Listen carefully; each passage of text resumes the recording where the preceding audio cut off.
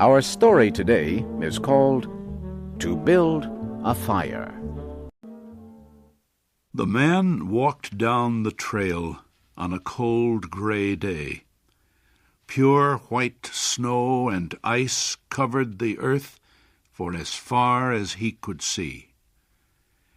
This was his first winter in Alaska. He was wearing heavy clothes and fur boots, but he still felt cold and uncomfortable. The man was on his way to a camp near Henderson Creek. His friends were already there. He expected to reach Henderson Creek by 6 o'clock that evening. It would be dark by then. His friends would have a fire and hot food ready for him. A dog walked behind the man. It was a big gray animal, half dog and half wolf. The dog did not like the extreme cold. It knew the weather was too cold to travel. The man continued to walk down the trail. He came to a frozen stream called Indian Creek. He began to walk on the snow-covered ice.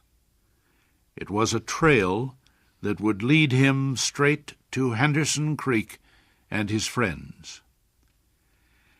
As he walked, he looked carefully at the ice in front of him. Once he stopped suddenly, and then walked around a part of the frozen stream. He saw that an underground spring flowed under the ice at that spot. It made the ice thin. If he stepped there, he might break through the ice into a pool of water. To get his boots wet in such cold weather might kill him. His feet would turn to ice quickly. He could freeze to death. At about 12 o'clock, the man decided to stop to eat his lunch. He took off the glove on his right hand. He opened his jacket and shirt and pulled out his bread and meat. This took less than 20 seconds, yet his fingers began to freeze. He hit his hand against his leg several times until he felt a sharp pain. Then he quickly put his glove on his hand. He made a fire, beginning with small pieces of wood and adding larger ones. He sat on a snow-covered log and ate his lunch. He enjoyed the warm fire for a few minutes. Then he stood up and started walking on the frozen stream again. A half-hour later, it happened. At a place where the snow seemed very solid, the ice broke. The man's feet sank into the water. It was not deep, but his legs got wet to the knees. The man was angry. The accident would delay his arrival at the camp. He would have to build a fire now to dry his clothes and boots. He walked over to some small trees. They were covered with snow. In their branches were pieces of dry grass and wood left by floodwaters earlier in the year. He put several large pieces of wood on the snow under one of the trees. On top of the wood, he put some grass and dry branches. He pulled off his gloves, took out his matches, and lighted the fire. He fed the young flame with more wood. As the fire grew stronger, he gave it larger pieces of wood. He worked slowly and carefully. At 60 degrees below zero, a man with wet feet must not fail in his first attempt to build a fire. While he was walking, his blood had kept all parts of his body warm. Now that he had stopped, cold was forcing his blood to withdraw deeper into his body. His wet feet had frozen. He could not feel his fingers. His nose was frozen too. The skin all over his body felt cold. Now, however, his fire was beginning to burn more strongly. He was safe. He sat under the tree and thought of the old men in Fairbanks. The old men had told him that no man should travel alone in the Yukon when the temperature is 60 degrees below zero. Yet here he was. He had had an accident. He was alone. And he had saved himself. He had built a fire. Those old men were weak, he thought. A real man could travel alone. If a man stayed calm, he would be all right. The man's boots were covered with ice. The strings on his boots were as hard as steel. He would have to cut them with his knife. He leaned back against the tree to take out his knife. Suddenly, without warning, a heavy mass of snow dropped down. His movement had shaken the young tree only a tiny bit, but it was enough to cause the branches of the tree to drop their heavy load. The man was shocked. He sat and looked at the place where the fire had been. The old men had been right, he thought. If he had another man with him, he would not be in any danger now. The other man could build the fire. Well, it was up to him to build the fire again.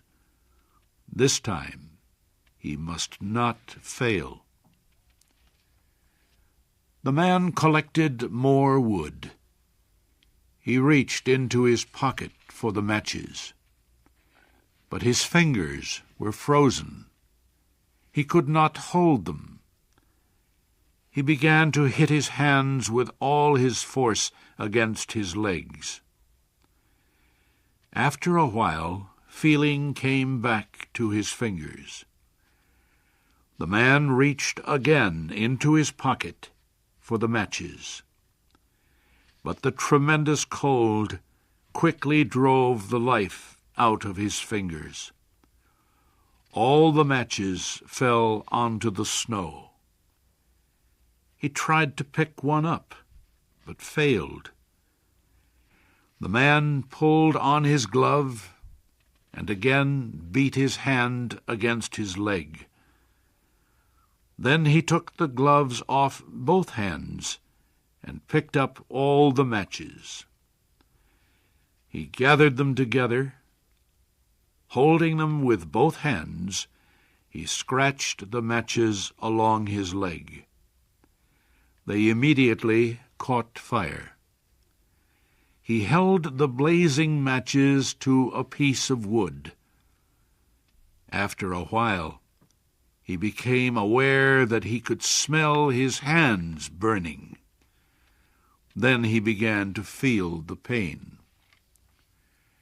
He opened his hands, and the blazing matches fell onto the snow. The flame went out in a puff of gray smoke.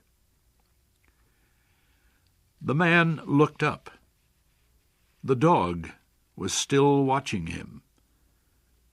The man got an idea. He would kill the dog and bury his hands inside its warm body. When the feeling came back to his fingers, he could build another fire. He called to the dog. The dog heard danger in the man's voice.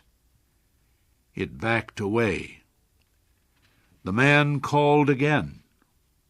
This time the dog came closer. The man reached for his knife, but he had forgotten that he could not bend his fingers. He could not kill the dog because he could not hold his knife. The fear of death came over the man. He jumped up and began to run. The running began to make him feel better. Maybe running would make his feet warm. If he ran far enough, he would reach his friends at Henderson Creek. They would take care of him. It felt strange to run and not feel his feet when they hit the ground. He fell several times. He decided to rest a while. As he lay in the snow, he noticed that he was not shaking. He could not feel his nose, or fingers, or feet. Yet he was feeling quite warm and comfortable. He realized he was going to die. Well, he decided he might as well take it like a man. There were worse ways to die. The man closed his eyes and floated into the most comfortable sleep he had ever known. The dog sat facing him, waiting. Finally, the dog moved closer to the man and caught the smell of death. The animal threw back its head. It let out a long, soft cry to the cold stars in the black sky. And then it turned and ran toward Henderson Creek, where it knew there was food and a fire.